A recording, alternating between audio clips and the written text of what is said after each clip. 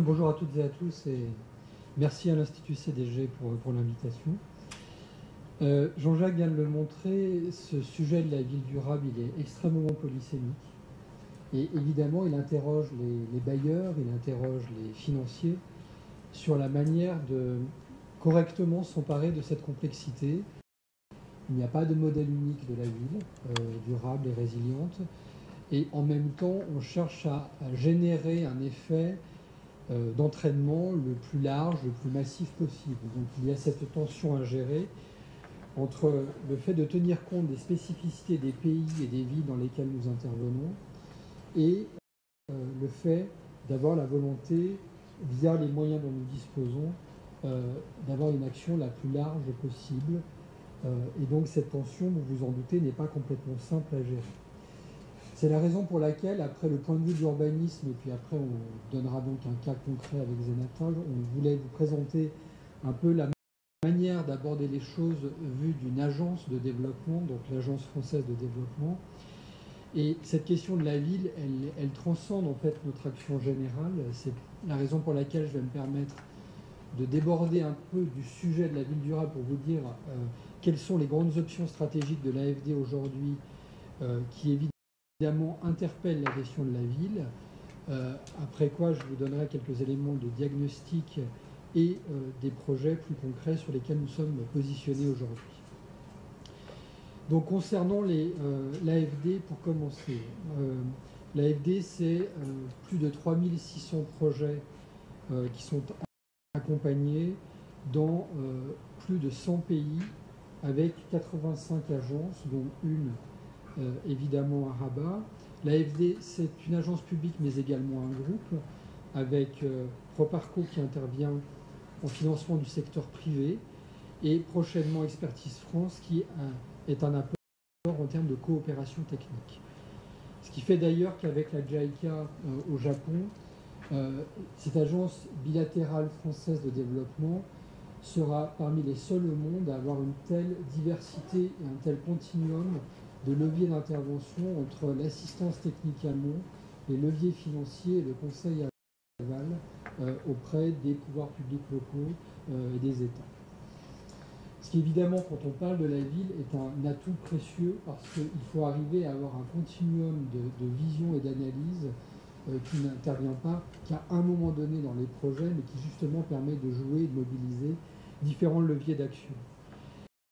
L'AFD est particulièrement présente en Afrique, puisque l'Afrique, c'est plus de 50% de l'activité.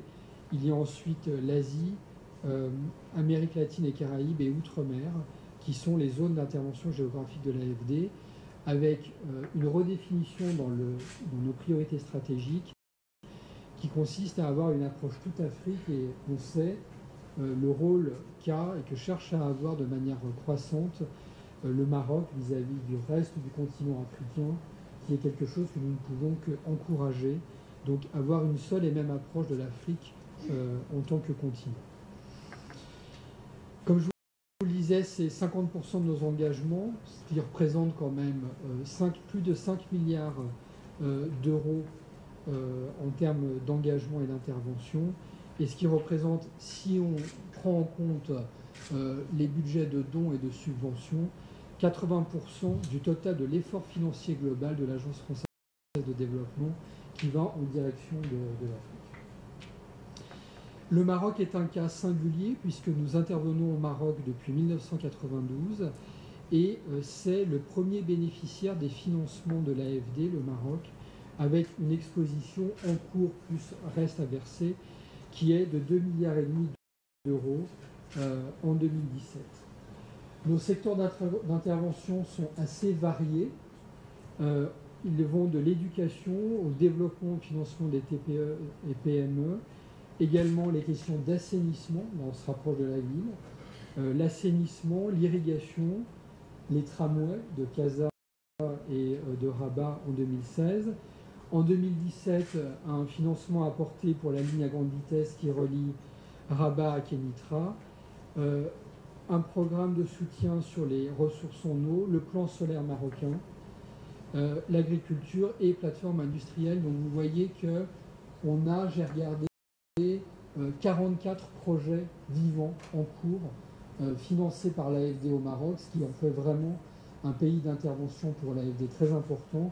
Et vous le voyez dans cette diapositive sur une grande diversité de sujets. Je voulais simplement vous les rappeler parce que ça permet de dire que notre action n'est pas que centrée sur les questions d'urbanisme.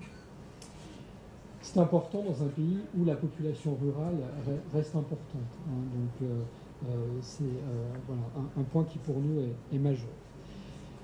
Une illustration récente, nous sommes intervenus en 2017, après déjà avoir apporté un financement en 2015 sur la station de tourisme durable de Tagazou. Nous avons signé avec la Caisse des dépôts et de gestion en 2017 un accord de partenariat qui couvre les sujets de la transition écologique et énergétique, de la transition territoriale, de l'inclusion sociale et financière et de la coopération internationale. Donc là, vous voyez que ces 4 sujets qui sont partie intégrante de l'accord liant l'AFD à la CDG interfèrent complètement avec les enjeux de la ville durable et résiliente. L'action de l'AFD est en forte croissance. Nous avons plus de 10 milliards d'euros d'engagement en 2017, avec un volume record pour le groupe en 2017. Et ça ne s'arrête pas là, puisque le gouvernement français a pris des engagements importants en termes d'aide publique au développement, donc atteindre 0,55% du revenu national brut pour l'aide publique au développement d'ici 2022. Et évidemment, l'agence bilatérale qu'est l'AFD aura un rôle très important là-dessus, ce qui fait qu'on devrait, par rapport à 10 milliards et demi d'euros d'engagement en 2017, se diriger vers une trajectoire de 17 à 18 milliards d'euros d'engagement en 2022, avec notamment des capacités en termes de dons et de subventions permettant d'aller sur des sujets où des modèles économiques sont compliqués, en matière d'éducation, de ruralité, de santé, qui vont permettre donc de retrouver des leviers d'action que nous n'avions plus tout à fait jusqu'à maintenant. Donc ça, c'est vraiment une très bonne nouvelle dans la trajectoire de développement et de croissance de l'AFD, qui permettront aussi de réinvestir dans des sujets d'urbanisme, des sujets d'aménagement, des sujets d'accompagnement en termes de capacité des politiques publiques, que ce soit au niveau des États ou des collectivités locales, dans les pays en développement et singulièrement les pays les moins avancés qui en ont grandement besoin. Nos activités se font sous forme de prêts aux États, de prêts aux collectivités locales, de garanties et de subventions. Donc vous avez la ventilation dans cette diapositive de nos leviers d'intervention, ce qui permet là aussi, vous le comprenez, pour les initiatives d'urbanisme, de transport, d'énergie, de transport, de jouer sur différents leviers, allant du financement des États, quand c'est encore possible de le faire, parce un certain nombre de pays en développement, et singulièrement les pays les moins avancés, ont atteint les limites en termes de capacité d'endettement. Donc il est pour nous très important de récupérer des leviers d'action en termes de dons et de subventions pour continuer à accompagner ces pays. Et c'est la raison pour laquelle les dons aux ONG, les délégations de fonds à d'autres bailleurs, etc., sont des moyens d'intervention importants sur les sujets qui nous préoccupent, avec des impacts que nous essayons de mesurer de plus en plus finement sur la scolarisation. Donc là, vous avez les impacts générés avec 5 exemples, les impacts générés en 2017 par l'action de l'AFD. Par exemple, sur l'accès pérenne à l'eau potable, 822 000 personnes ont eu un accès grâce aux interventions de l'AFD en 2017. L'accès à l'électricité pour 365 000 personnes. 1 milliard d'euros d'investissement pour les PME et TPE. Et puis encore, la restauration d'espaces naturels avec 16 millions d'hectares permis par l'action de l'AFD. Le contexte stratégique, c'est évidemment un agenda international qui est renouvelé, avec la conférence d'Addis Abeba en 2015 sur l'action du financement en faveur du développement. Les objectifs de développement durable, nous ne les avons pas encore mentionnés, mais évidemment les EDD, c'est totalement structurant dans la manière de penser la stratégie de l'AFD aujourd'hui, Et puis, il y a eu, en 2015 également, qui fut une année riche en termes de sommet et structurant pour l'aide publique au développement et le climat, il y a eu en 2015 l'accord de Paris sur le climat. Un point intéressant alors c'est pas tout à fait lisible, mais je vais vous donner le sens de cette diapositive. Ce qui est intéressant à considérer dans la trajectoire de développement des pays aujourd'hui, c'est que les pays industrialisés ont une empreinte écologique très forte et un indice de développement humain qui est élevé.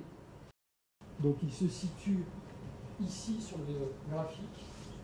Et les pays les moins avancés, c'est exactement l'inverse, c'est-à-dire qu'ils ont une empreinte écologique qui est très faible, mais un indice de développement humain qui lui aussi est très faible.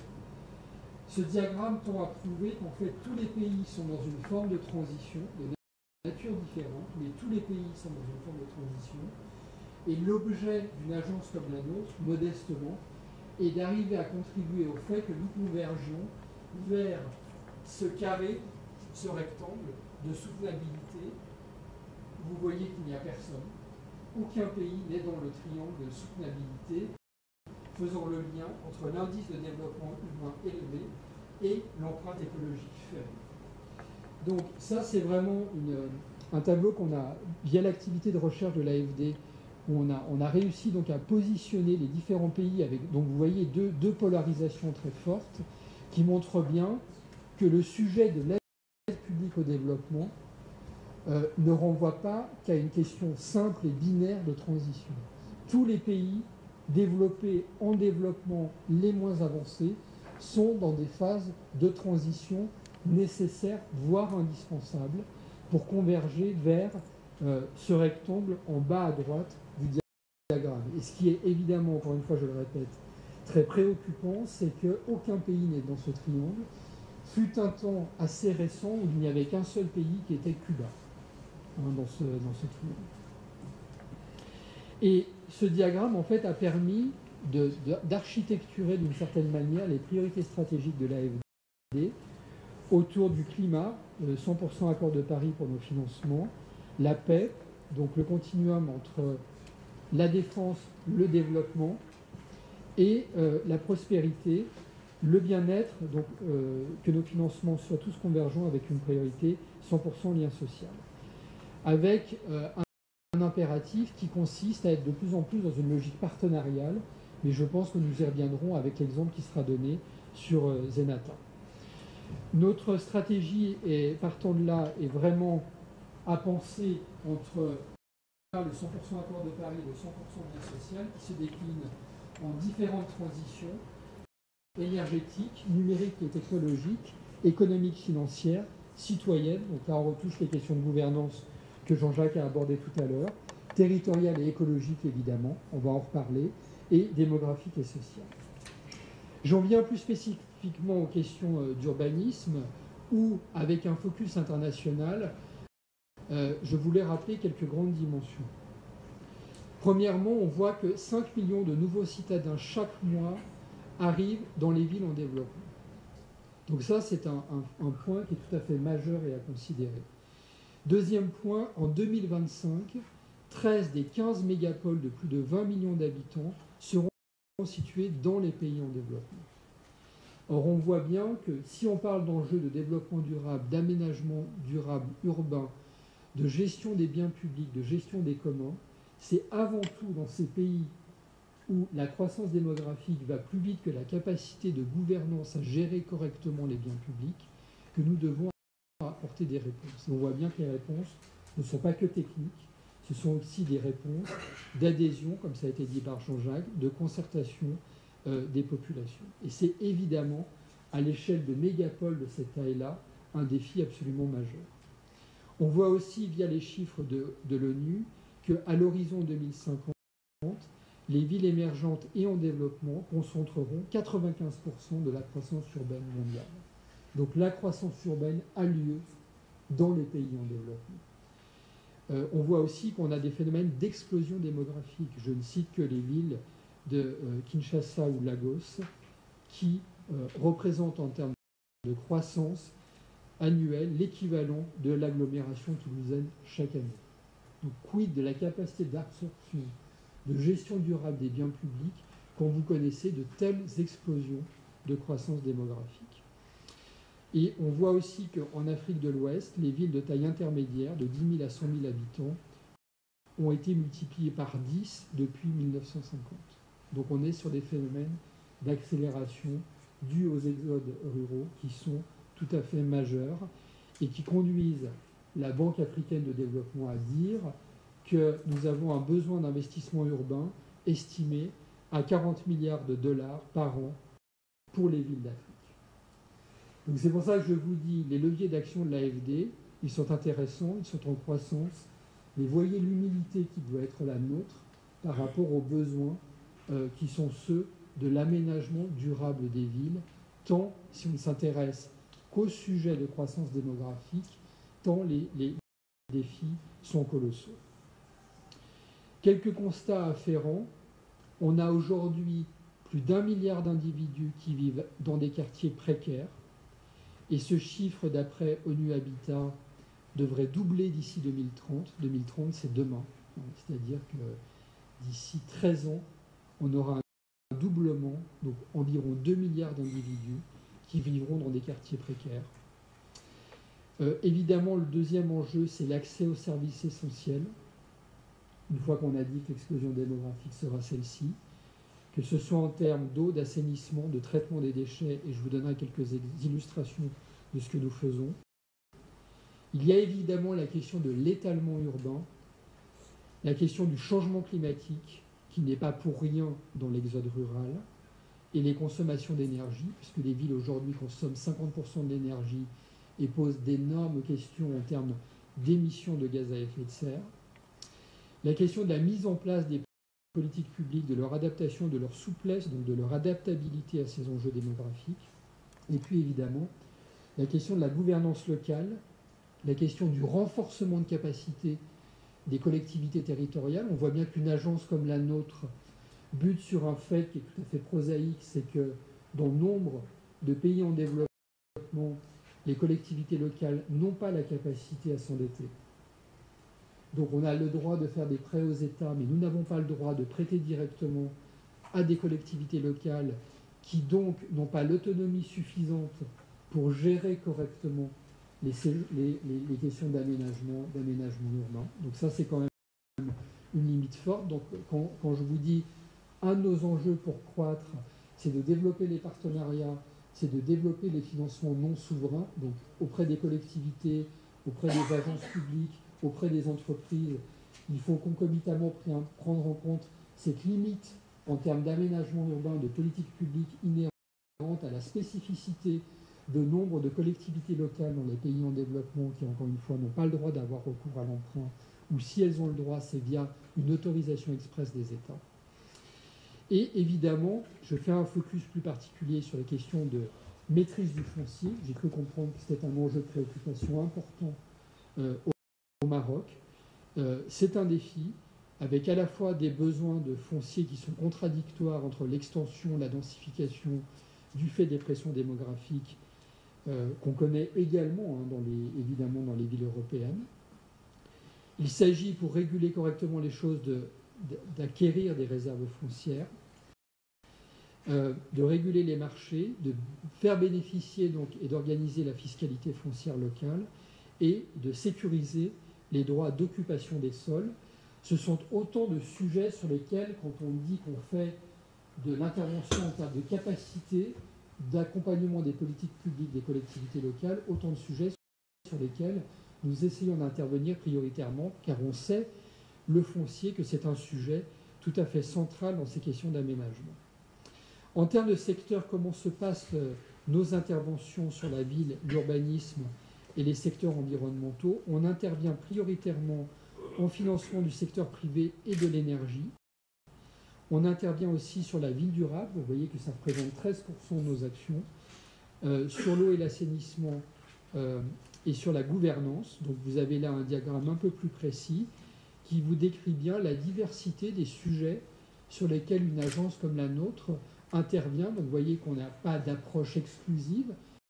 On essaie d'avoir une approche territoriale et spatiale la plus diversifiée, la plus inclusive et la plus diverse possible, de manière à s'emparer de la diversité des sujets et des préoccupations des pays dans lesquels nous intervenons. Évidemment, c'est une option stratégique forte qui a été retenue.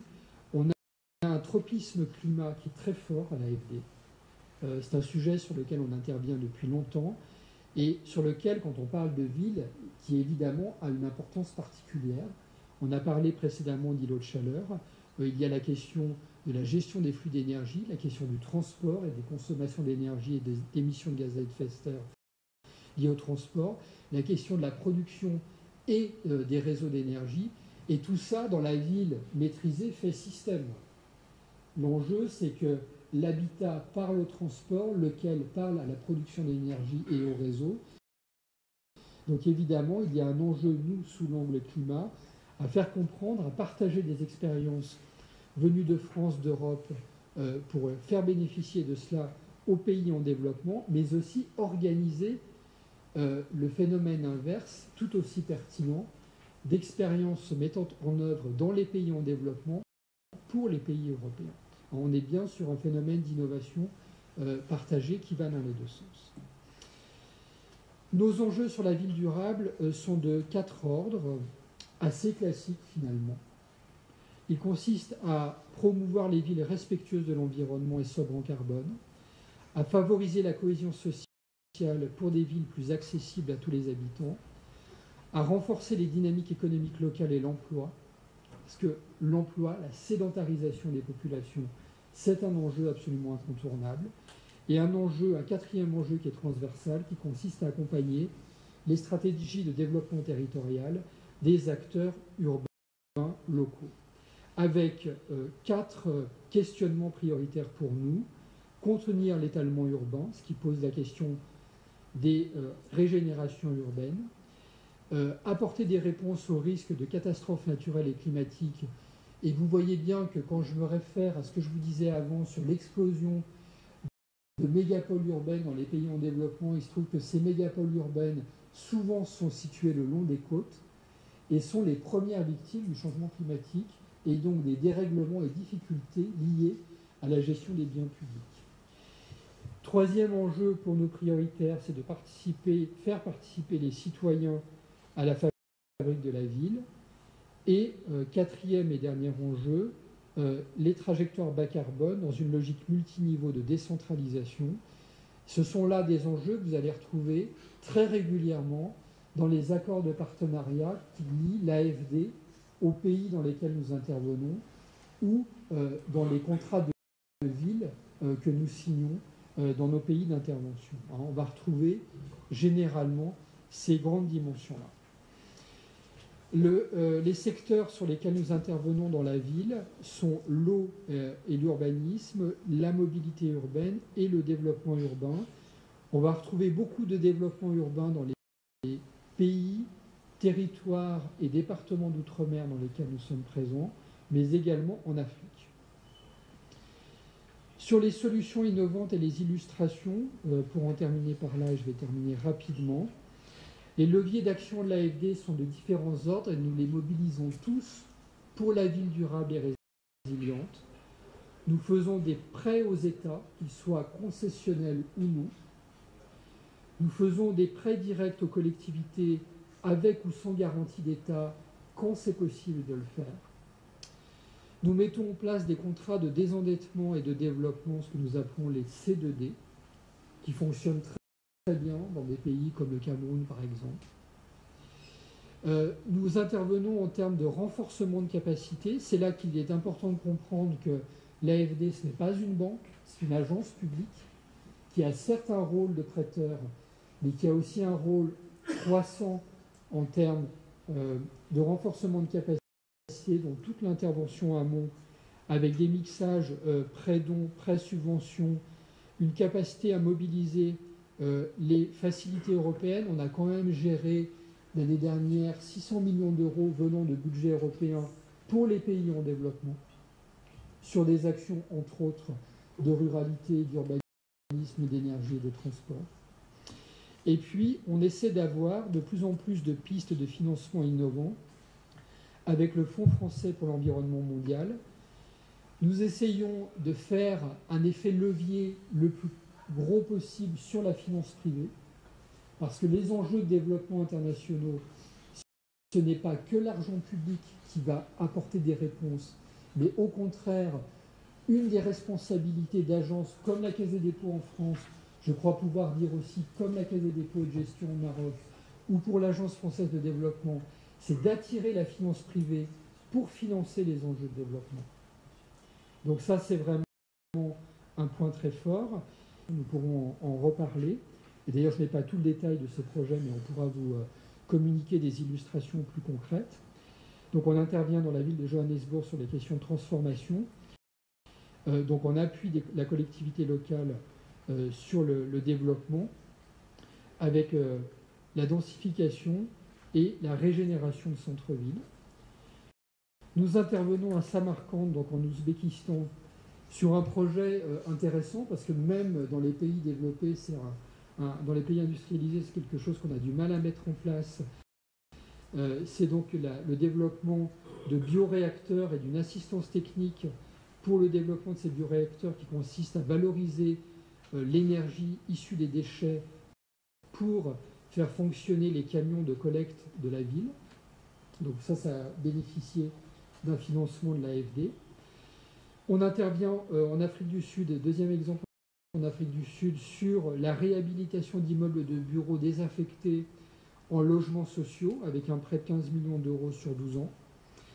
On intervient, mais ça va vous être présenté plus en détail juste après, au Maroc sur l'écocité de Zenata. On intervient à Madagascar sur un projet de désenclavement de quartiers prioritaires à Antananarivo, donc avec surtout un sujet de promotion de la mobilité dans les quartiers les plus pauvres de la ville. On intervient au Sri Lanka, à dessein, j'ai pris des exemples très différents, sur la question de la valorisation du patrimoine culturel dans la ville, parce que ça aussi, ça fait partie des sujets qui participent d'une résilience, de l'attractivité et de la durabilité de la ville, même dans des pays comme celui-là qui sont en forte croissance démographique, il y a un enjeu de préservation du patrimoine culturel. Donc ça, c'est un exemple intéressant.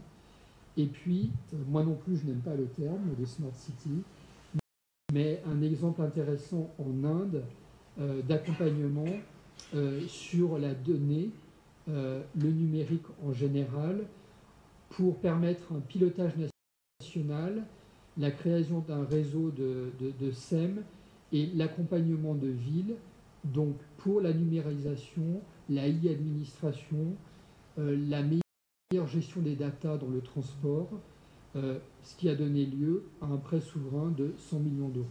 Donc vous voyez qu'on a, j'ai voulu vous rappeler à la fois le contexte de l'AFD, notre manière d'envisager les politiques d'urbanisme à l'AFD, et vous donner quelques illustrations de la diversité de nos modes d'intervention aujourd'hui qui font écho